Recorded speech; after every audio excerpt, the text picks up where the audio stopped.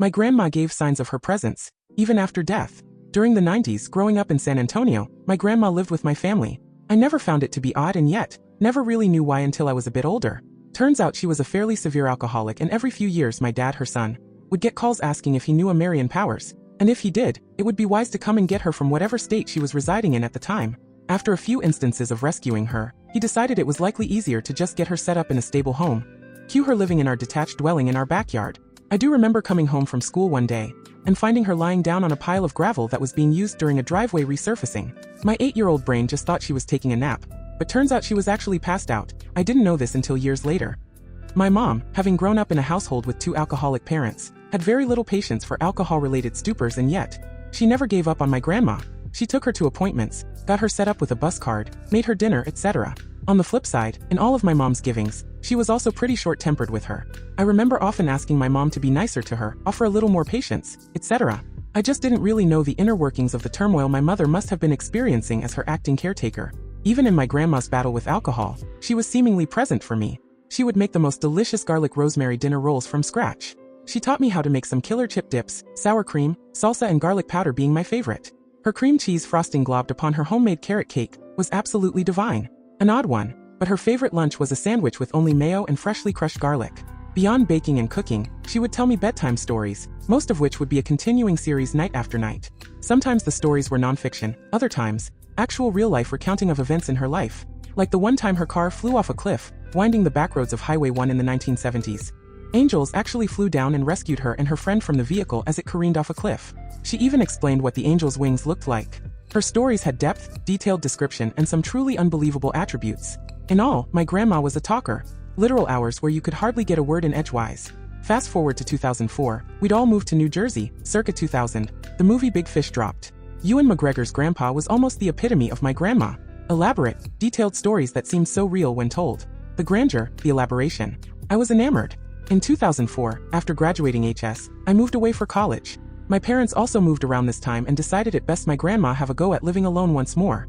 I believe she ended up in Elko, Nevada? A year in, my dad received another call. Please come pick up your mother. With an empty nest, my dad decided that rather than have her move in with them again, he would purchase her own little house in San Antonio, just minutes from where they lived.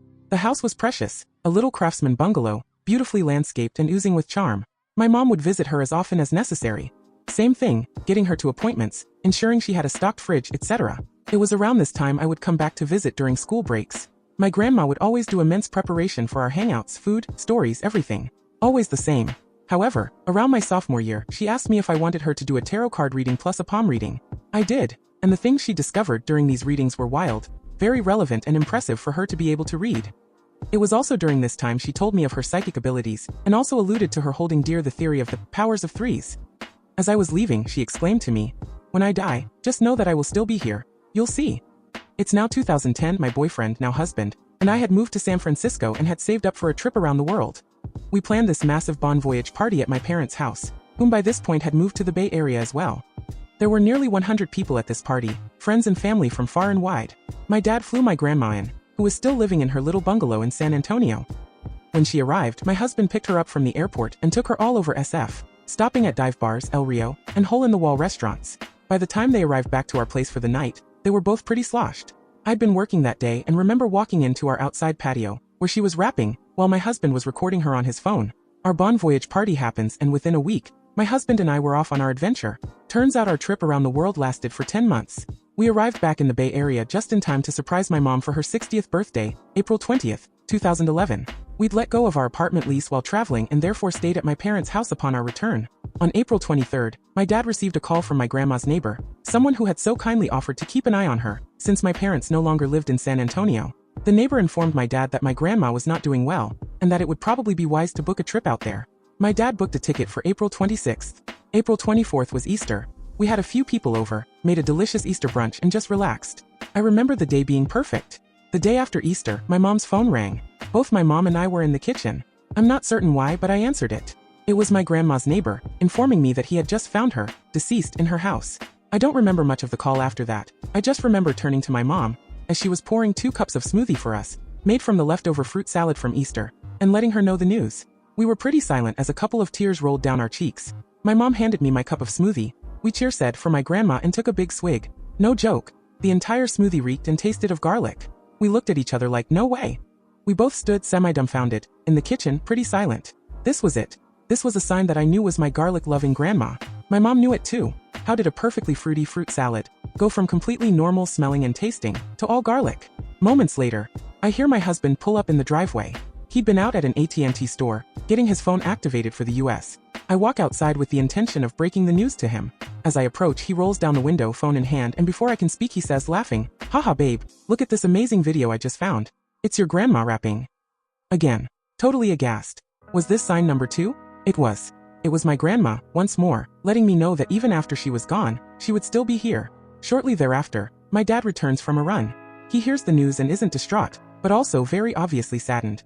I think mostly because he was only one day away from going to see her. It was his last opportunity and she didn't make it till then. My dad still took his flight out there the next day. Fast forward a couple of weeks, my husband and I are back to living in SF. We're out walking our dogs in North Beach one day, and decide to pop into Golden Boy Pizza.